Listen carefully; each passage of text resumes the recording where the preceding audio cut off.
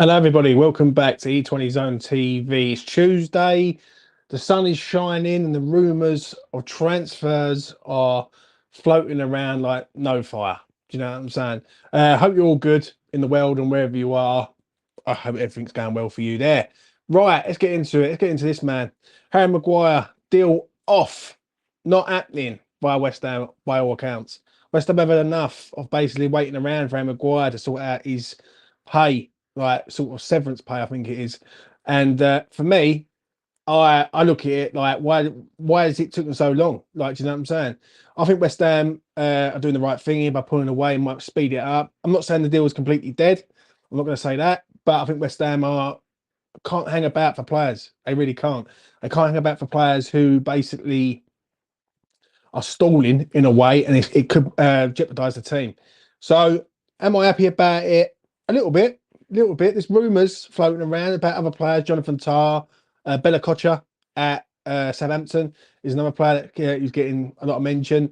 I want West Ham to go younger with a centre half. £30 million for Harry Maguire. It's good business for a player who's sort of in his prime right now, but at the end of the day, we can't be hanging about for Harry Maguire. We really can't. And I'm pleased that West Ham have sort of moved it on in regards of him.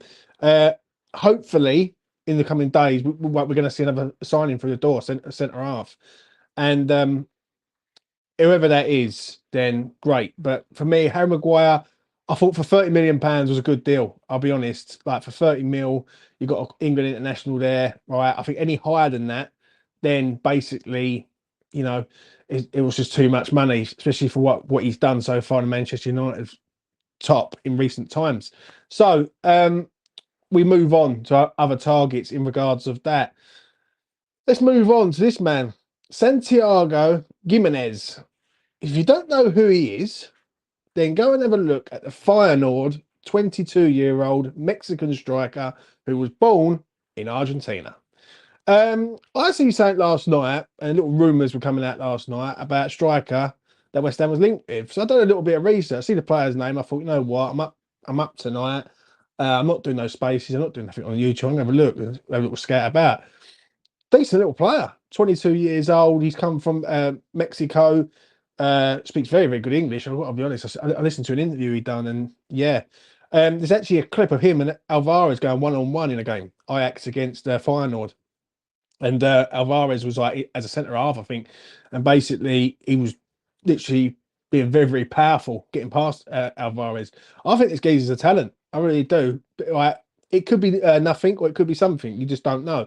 But for a 22-year-old who scored 20 plus goals in the Eredivisie, for me, I think it's definitely worth looking into. He's strong, he's powerful, he's direct, he's good in the air. He needs to sharpen up on a few tools. I will say that some things that he's a bit sort of clumsy with, but I think he's a decent little player. I really do. We need a centre forward at this club. We can't keep converting wingers into strikers and all that.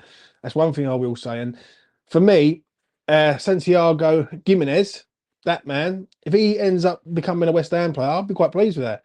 The fee for him, well, basically, his market value is something like 25 million. So you just don't know. But Premier League is a lure, isn't it? And West Ham are also in Europe. So we've got to look at this and basically go for these type of players who are young, hungry, ready to improve. He's come from Mexico, gone to Feyenoord. He's improving every single time, and they love him over there in Feyenoord by the sounds of it. So one to keep an eye on. Yeah, I'm not saying that's an absolute concrete link, but you just never know with West Ham. Moving on to this man who is a concrete link, and that is Mohammed Kudus of Ajax. Good, very good player. Yeah, see him score goals against Liverpool, see him score goals against Rangers, see him score goals all the time in different competitions, World Cups, and all around Europe. I like this kid. I like this kid a lot. I think it's a very, very good signing for West Ham. West Ham can get this signing sort of concrete done. The only issue I have is you're replacing Paqueta with him. Yeah. When I think if we're going to replace Paqueta, we need two players. Yeah, we need two players, not one. Like does could just improve our side 100%. He's direct, he's pacey, he knows where the back of the net is. He's a sort of player West Ham need. Have been crying out for a long time. Jared Bowen can't do it all on his own. And for me, like he's a sort of player that can come in and help Jared Bowen out massively. He's a sort of player who could get in behind. He was actually bought by Ajax to be a defensive midfielder, and they converted him into a winger. And he can play in 4 different positions. I think he can play up top and all along, sort of like the attacking line, like central attacker, left side, right side. So he's very versatile player. Um, the reported fee could be anything between 34 million up to 40 million. Now, for me, that's good value. Good value. That's a player that's proven, who I think comes and improves you straight away. Yeah, that's the sort of player West Ham should be going for. So Mohammed Kudus, for me, I'm going to be honest, I would love him at West Ham. Can I see it happening? I just don't know with this club at the minute. I really don't. I'm a bit 50-50 on this one. I want it to happen. Yeah. And the moment where, but the thing is with West Ham right now is that they're never concrete in what they do. Do you know what I mean? It seems like everything takes forever to get done. Now, the future will remain to be seen of what happens with this deal. But for me, go and get this man. Yeah. He's the man. I actually think West Ham are sort of preparing for life without Lucas Paqueta, if I'm being honest. I think some of the people that we're being linked with are basically players to improve the side, but without Paqueta in it. Just if you look into it deeply, like I do, then I think Paqueta's not going to be here by the end of the window. So, for me, go and get Kudus, 100%, no doubt about it. One man that I have mentioned for a long time on this channel, and anyone who's followed me on this channel knows how much I've banged on about Brennan Johnson of Nottingham Forest. Last year, last summer transfer window, I said West Ham should go out and get Brennan Johnson. I said, go and get him out of Nottingham Forest. Yeah. This was before Nottingham Forest come up. I've said it for a long time about going and getting this kid. West Ham are now linked with this kid if Lucas Paqueta goes. For me, I think he's a talent. I think he's done okay in the Premier League. I wouldn't say he's done amazing in the Premier League. I think he's done all right. There's a lot of room for improvement, and I think he's got the goods to go on and be a very, very good player. He's a Wales international, very tricky little winger, pacey. He had a chance against Arsenal at the weekend for Nottingham Forest, and he spooned it straight over the bar. Bit of a concern where he's not sort of clinical enough for me, but for the fee that they've asked for, I think it's in the region of between 35 and 45 million pounds. It's a lot of money. Yeah, we could have got this man a few years ago, and it would have only cost you about 15 to 18 million. So that's Premier League tax for you right there. If West Ham go and get him right now, in my honest opinion, I think it's a good signing, but it's not someone who's.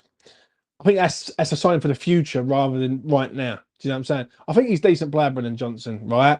And I think when I was saying about him before, bringing him in, I think it was because the fee was lower for me, and the fee was more appetising to West Ham than it is now. 45 million pounds for this man is a lot of dough. It's a lot of money to go and splash out on a winger when you can go and find other players elsewhere. Like, we've only got to look at Kudus at Ajax, who's lesser than him. So obviously he's a homegrown player. He plays for Wales, as I say. What's the likelihood of this happening? I'm going to say, I'm going to give this a 6 out of 10 that it might happen. Yeah, I think West Ham will look at him. I think Forest will price us out of it. I think, mate. I actually think this might be a little bit of a smoke screen for other players. Do you know what I'm saying? I don't think West Ham are that serious in this geezer. I really don't, Brennan Johnson. Even though I do like him, I really do. But you know, we will see what happens with that. I think there's better players out there for right now where we're at. And if he does sign, I'll be all for it, because I do think there's a talent there. Maybe he needs a better club. Maybe he needs a better, like, he needs to go up a level to the level he's at. But Forest are a team that sort of he's grown up with all his life. Do you know what I'm saying? And his dad obviously used to play for him, and also, so yeah, it's going to be a big move if he does move down south. I will say that. Moving on to the final topic of conversation is this man, Lucas Fabianski. He's unhappy. Apparently, he done an interview. I think it was on a Polish TV station, and he said how unhappy he was for being dropped at the weekend. He wasn't told. He wasn't even acknowledged that he was going to be dropped. He assumed that he was playing, and he was dropped, and he's very unhappy about it.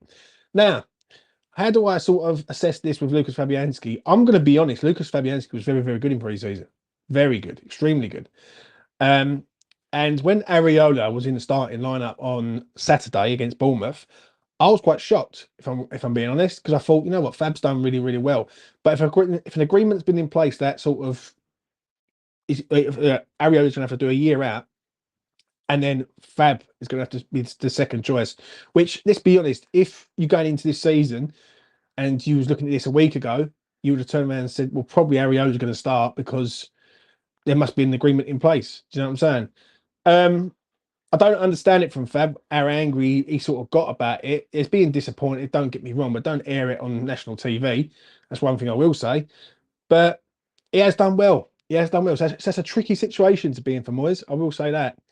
Moyes needs to sort of get him round to the idea that he's going to be the goalkeeper for the cup competitions. Now, people knock Areola, but in the last 2 years of having Areola in European competitions, we've got to a semi-final and we got to a final and won it. So I don't think he's that bad, Alfonso Areola, as people make out. I think people look at him because they've got a lot of love for Lucas Fabianski.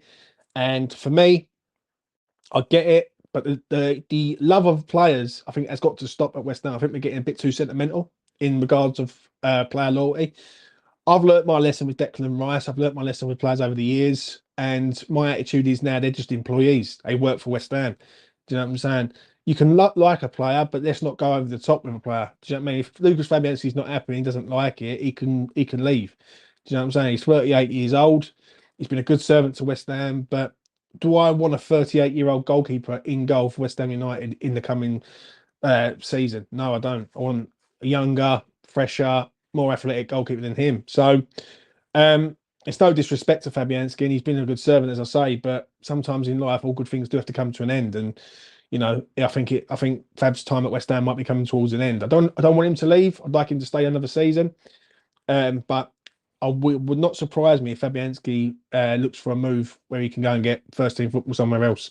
Do you know what I mean? Obviously, at 38, he's going to want to go and do first team football. So, tricky one, that one. I will say that. But we will see what happens there. Anyway, I'm going to leave it at that, people. This is Tuesday's edition of Rumour Has It. I will be back during the week to do other content for you guys. Please smash a like on the video. Please subscribe to the channel and all that stuff. Check out the membership perks. I've been doing a lot of work on the membership recently. So, yeah, do go over and check that out on there. Anyway, from me to you, take care of yourselves and each other.